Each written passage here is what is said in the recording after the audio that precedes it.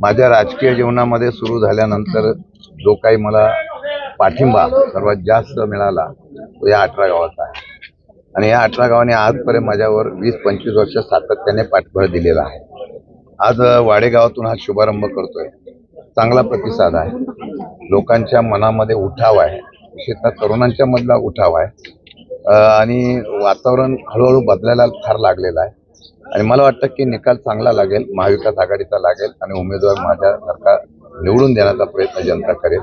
विशेषतः आज तुम्ही जर बघितलं असेल तर सदाभाऊ सकपाळ असतील, हैबतराव नलावडे असतील किंवा मधुनाना असतील, आमच्या मेघाताई असतील किंवा दत्ताजी, सगळी मंडळी, सर्व पक्षाची मंडळी एकत्र येऊन जीवाभावाने आम्ही काम करतोय आणि सर्वांच्या एकजुटीचा फायदा, तर मागच्या वेळेस शिवसेनेची निर्णायक मतं होती, काँग्रेसची निर्णायक मतं होती, या सगळ्यांची बेरीज झाली तर निवडणूक चांगली होईल असं मला विश्वास आहे। साहेब, काल उदय सामंत कोरेगावमध्ये होते आणि त्यांनी तुमच्यावर टीका केली की 1 नंबरचा उमेदवार आमचा आहे आणि 2 नंबरचा उमेदवार तुमच्यावर, अशी टीका केली। हे 2 नंबर करणारे आहेत म्हणून 2 नंबरचा आहे। उदय सामंत माझे मित्र आहेत, मला वाटतं आम्ही एका पक्षामध्ये काम केलेलं आहे, त्यांचा नाईलाज आहे, मनामध्ये त्यांच्या आणि ओटावर हे वेगळं आहे। त्यांना माहिती आहे की त्यांना 5 वर्षात किती जास्त त्रास, सर्वात जास्त मुख्यमंत्र्यापासून सर्वांना सर्वात जास्त त्रास कोणाचा झाला असेल या लोकप्रतिनिधी झालेला आहे। राहिले 2 नंबरचा विषय, मी काय त्यांच्यावर बोलणार नाही, पण मी एकच सांगतो, 2.5 वर्षात कोणी 2 नंबरचं काय काय केलं हे जर काढायचं झालं तर सगळ्यात आत्ता मी काढू शकतो, अगदी MIDCचा सुद्धा काढू शकतो। त्यांच्या नावाचा चुकीचा वापर केला असं तुमच्याकडून त्यांच्या नावाचा चुकीचा वापर केला। मी कोणाच्या नावाचा उपयोग करत नाही, मी कोणाच्याही नावाचा उपयोग करत नाही, मी फक्त शरद पवारांच्या नावाचा उपयोग करतो। त्यांनी मला जे काही सहकार्य करायची भूमिका केली किंवा आश्वासन दिलं, खोटं बोलू नये त्यांनी, मी विधिमंडळातलं त्यांना फक्त प्रोसिडिंग दाखवेल। मी सभागृहामध्ये विषय मांडला होता आणि सभागृहामध्ये शिक्के उठवावे म्हणून सांगितलं नेरते, मी सभागृहामध्ये सांगितलं देगावचे शिक्के उठवावे, त्यांनी मला लेखी आश्वासन दिलं, त्यांनी मला उपयोग त्यांचा चुकीचा केला नाही, त्यांनी मला आश्वासन दिलं आणि त्यांनी आश्वासन पाळलं नसतं तर आश्वासन समितीमध्ये मी हक्कभंग टाकला असता। त्यामुळे त्यांना माहिती आहे 25 वर्ष मी विधिमंडळाच्या राजकारणात आहे, समोर असलेल्या माणसांना कोणाला आदर ठेवायचा आणि कोणाला अंगावर घेऊ नये एवढे उदय सामंत मंत्री म्हणून मला वाटतं हुशार आहेत आणि त्यांनी मला दिलेल्या आश्वासनाची त्यांनी पूर्तता केली। ठीक आहे, आमदारांनी सांगितलं आता तुम्ही याच्याबद्दल माझं श्रेय मला द्या, आमदार कुठेही श्रेय घेण्याचा प्रयत्न करतो, फक्त एकच मला सांगावंसं वाटतं, मी कुठेही त्यांच्या नावाचा गैरवापर केलेला नाही आणि मला त्याची गरज भासत नाही। कदाचित माझ्या नावाचा उपयोग करून त्यांच्या लोकप्रतिनिधीला खोटं बोलून काय मदत करता येत असेल तर ते करत असते। साहेब, अजून एक टीका केली आहे की तुम्हाला पराभूत होण्याचा अनुभव जास्त आहे, सारखं पराभूत होतं। असं आहे, आम्ही फुटण आणि गद्दार नाही, आम्ही लढणारे निष्ठावंत आहे। हार जीतचा मी आयुष्यात कधी विचारच केला नाही, त्यामुळे मी सारखा लढतो याचा अर्थ की निष्ठावंत लढायला उभा राहतो। तुम्ही पक्षाच्या असली जशी हे बदलतात तशा प्रकारची आम्ही कधी भूमिका बदलली नाही, त्यामुळे पराभवाचा अनुभवापेक्षा निष्ठावंत अनुभव महाराष्ट्र ओळखतो आणि निष्ठावंताला साथ देतो। लढण्याचा कोणी प्रयत्न करत असतो, जो लढतो तो जिंकतो किंवा पराभूत होतो।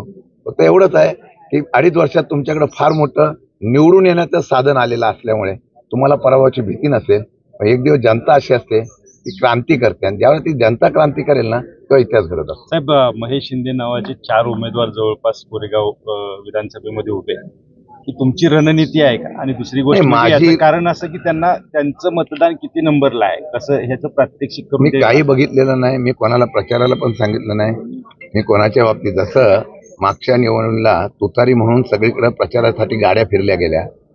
पहिली जर बघितलं फॉर्म कोणी भरला होता, शशिकांत शिंदे नावाचा इस्माचा फॉर्म भरला गेला। ज्यावेळेला असं समोरून झाल्यानंतर लगेच आम्ही पण रणनीती घेतली।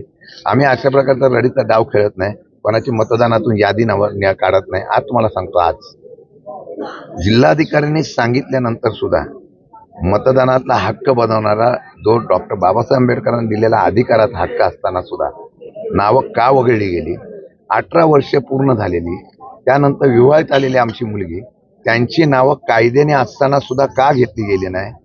सत्तेचा बेसुमार वापर, जिंकायचा असेल तर लोकशाहीतून जिंकायला पाहिजे, पण लोकशाहीतून न जिंकता असा रडीचा डाव खेळणाऱ्यांनी मला कुठल्या रणनीतीची भाषा सांगू नये, तुम्ही करता त्याला मी उत्तर देत असतो। साहेब, अजित पवारांनी फलटणमध्ये एक असं सांगितलं की पिपाणीमुळे आमचा राजा वाचला, हे विधान पहिल्यांदाच मान्य केलेलं आहे का कुठल्या तरी अजितदादा खरं बोलणारे नेते आहे, ते कधी खोटं बोलत नसतात. ते खरं बोलले आणि वस्तुस्थिती आहे की त्यावेळेला 38,000 मतं त्यांना पडली, 32,000 मी पराभूत झालो आणि त्यांनी सांगितलं खरी गोष्ट आहे की त्यामुळे राजा वाचला असेल.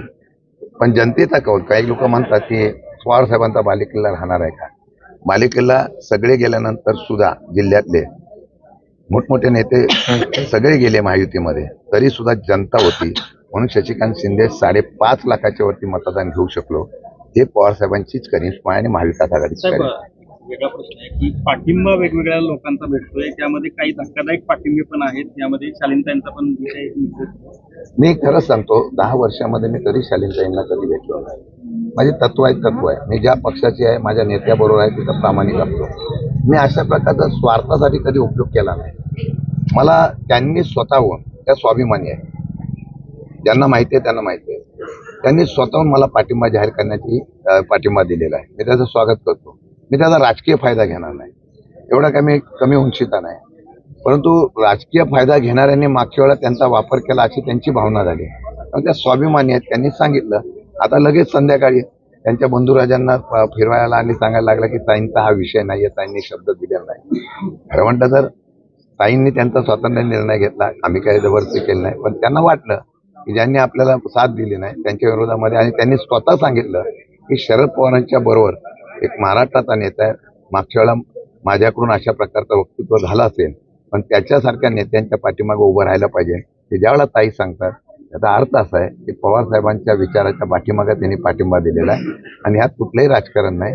आम्ही त्याचा राजकीय भांडवल करण्याचा सुद्धा प्रयत्न करणार आहे. पण काही लोकांना अशी भीती वाटायला लागली की आता ताईंचा पाठिंबा झाला की आपली सीट गेली, म्हणून लगेच त्याला त्यांच्याच घरामध्ये, अगोदर पक्ष फोडण्यामध्ये फूट पाडली, आता घरामध्ये फूट पाडली आणि त्यांनी पण तशा पद्धतीचा सुरू करण्याचा प्रयत्न केलेला आहे. पण मी त्यांचा आभार मानतो की 10 वर्षानंतर त्यांनी माझ्यासारख्या कार्यकर्त्यावर विश्वास टाकला, एका ज्येष्ठ नेत्याने विश्वास टाकला, त्याचा मी आभार मानतो.